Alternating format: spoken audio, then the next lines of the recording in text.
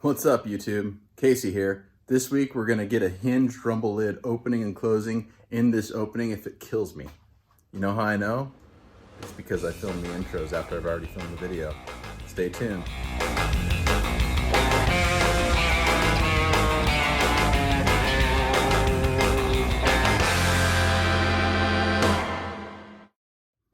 Alright, so this video is part 2 of a series of how to install a Brookville deck lid in a 1928 or 1929 Model A Roadster. Should be applicable to installing a Brookville deck lid or any deck lid really, hopefully, in any Model A series car. If you haven't watched the first video yet, go back and check it out. It's just last week's episode if you're looking at the videos chronologically. It's also in the Model A Roadster playlist on my channel. Make sure you check that out before you check this out, because otherwise the struggles that I'm trying to remedy in this video probably won't make any sense. Anyway, last week we got hung up on a poor fitting set of aftermarket hinges. Then Brentwood Bob over on the Ford barn chimed in via DM and told me he had a set of OE hinges that he'd send me for a price. He sent those over, and that's where we start this week's video. Check it out. Priority mail package from Brentwood Bob. Let's check it out.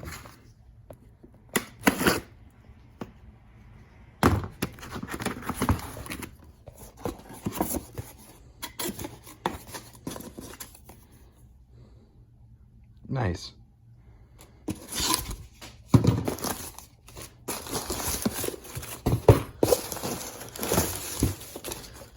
Packed up well.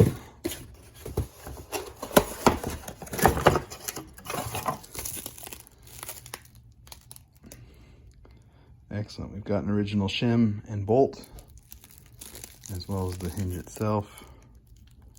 Let's compare them to what we have. I don't know.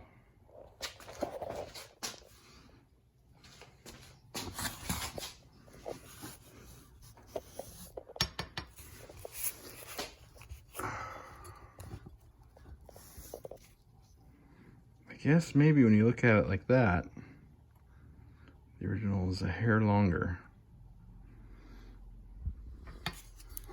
But when you lay them side by side,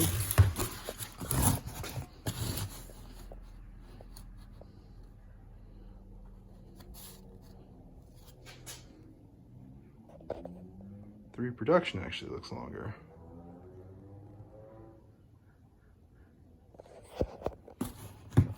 When you put opposites together,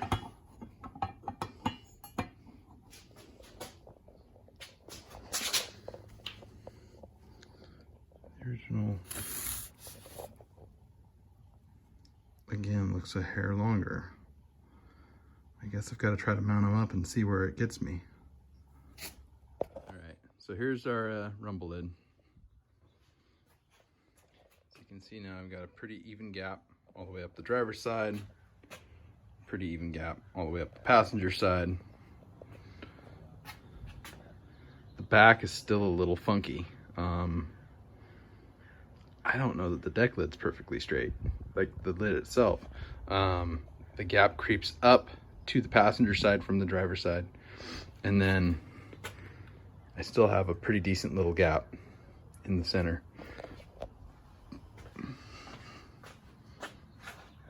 But we're pretty straight across the top.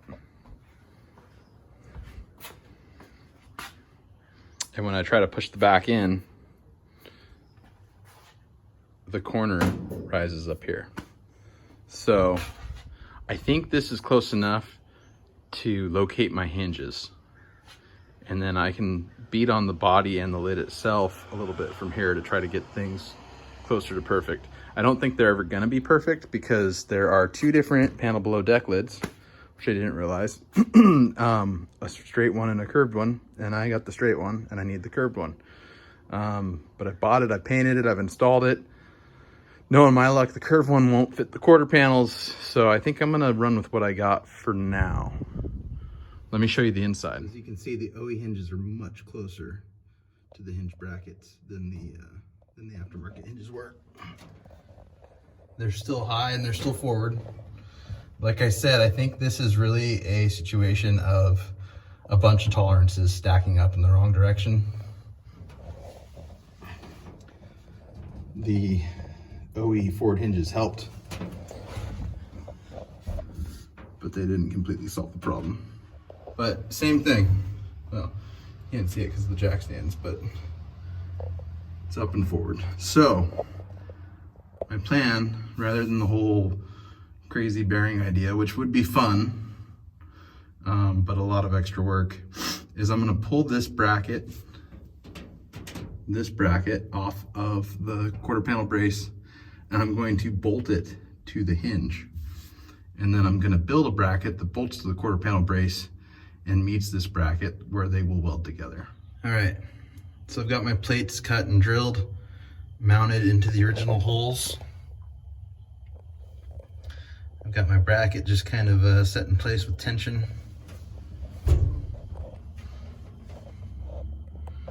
I've got a shim, can only fit a single shim. Should have probably used some thinner stock for my bracket, but it's like the closest thing that I had on hand.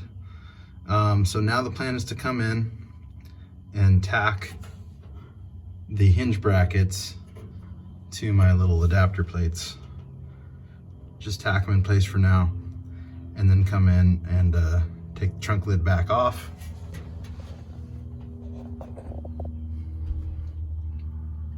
And attach my little leg to the back of the bracket and the drip rail, and then pull the assembly and finish weld it on the table. Once I have that, these will bolt in and my hinges should just go right into place.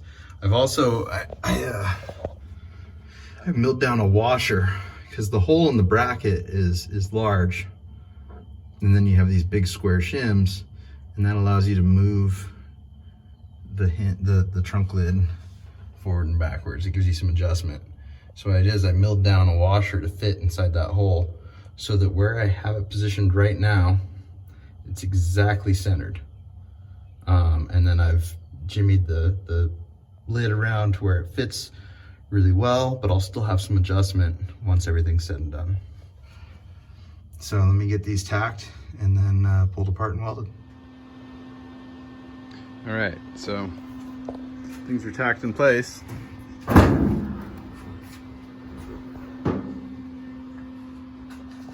And check that out. So, don't mind my ugly tacks. Time to pull everything apart and final weld these adapters, clean them up a little bit.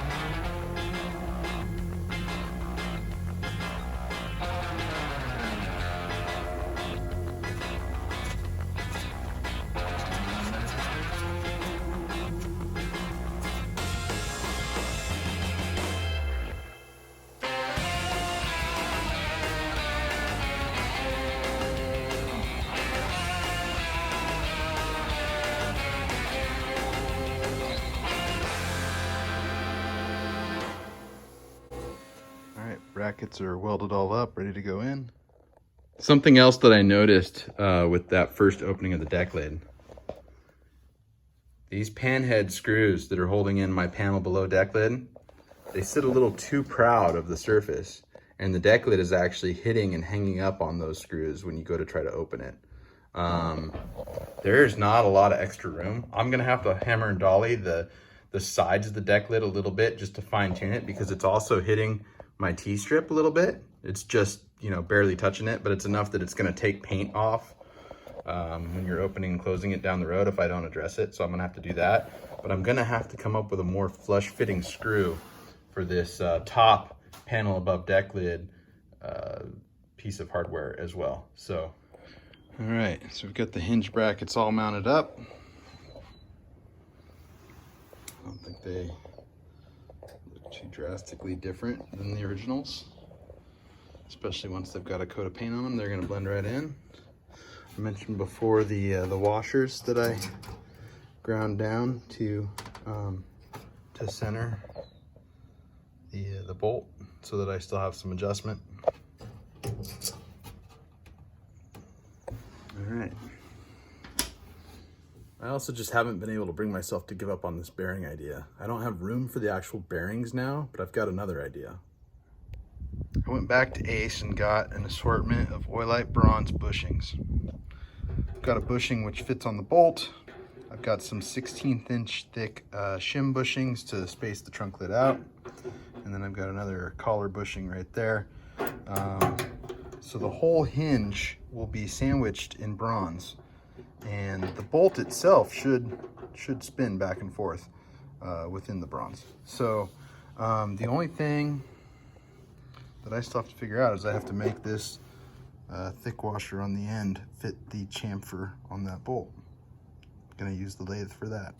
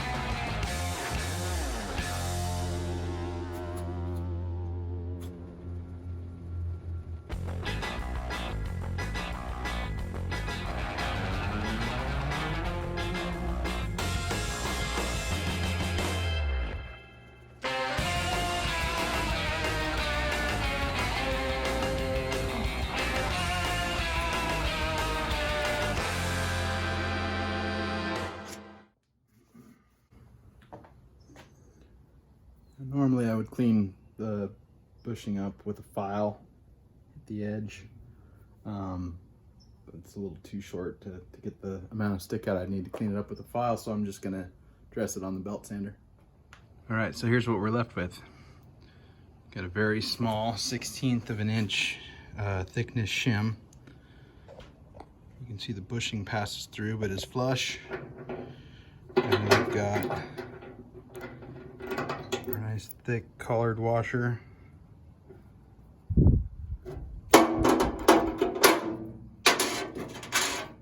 Complete with chamfer.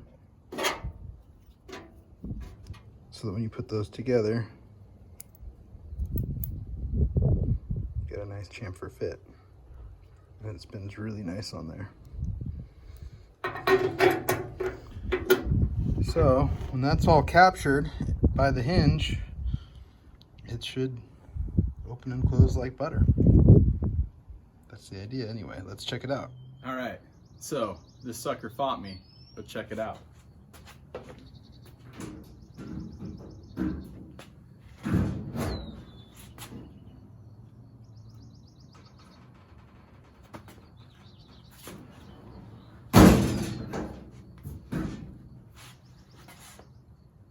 pretty smooth.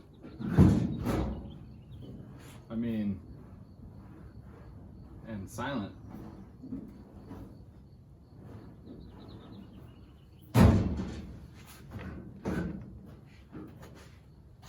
Definitely glad I took the time to figure out the bronze bushings. Not quite as smooth as if it had bearings in it, but a lot smoother than just a shouldered bolt with the metal on metal interference. So let me open it up and show you. All right, so before we open it up, let me show you where we ended up on gaps.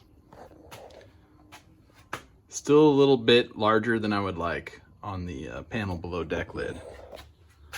For now, there is some give in this panel, so I might be able to close that up. Still a teeny bit wide on the right. Still a tiny bit narrow on the left. I can still throw another shim on the left-hand side to push it over slightly. But really to mess with it anymore while it's sitting on the table is probably foolish, because it's gonna change when it gets on the frame anyway. So we'll do final shimming once it's on the frame. Top gap is nice and straight. So that's what I know. We'll open it up and show you guys those bushings. It opens so nice. All right. So there again are our brackets and hinges installed. Down here you can see the bronze, oilite bronze bushings. I ended up using 2 on the driver's side and only 1 on the passenger side so far. Could change. If you noticed, when I was in front of the camera and I was opening this, I was setting it down really gently, because right now the weight of the rumble lid is resting on that panel below deck lid. In a future video, I'm going to show you the installation of stops that will actually keep the rumble lid from opening as far as it has right now. It'll stop it just shy of the panel below deck lid. It'll sit about like that. That'll keep that panel from bending. But as you can see, I've got to get my my rumble seat riser in, and then the curved panel that sits inside the panel below deck lid. Both of those have to be in place, and there's going to be some braces that sit underneath, and then the stops that actually stop the rumble lid from opening. That's going to have to be a future video. I think it's going to be quite a process to get those parts installed. But there you have it. We have fit the Brookville deck lid. All right. Thanks again for watching this week. Stay tuned to a future episode, probably going to be in 2 weeks, because I think I'm going to do something different next week. But in 2 weeks, we'll do part 3 of the Brookville deck lid install, where I'll show you guys how to install the stops and the support panels that go on the riser for the rumble seat and that curved interior panel. It's going to be a process. Hopefully I can get that video done in 2 weeks and get it uploaded for you to see. Anyway, thank you so much for watching. Please subscribe if you haven't already. Hit that like button and make sure you comment to let me know what you want to see more of in the future. Thanks again for watching, and talk to you soon.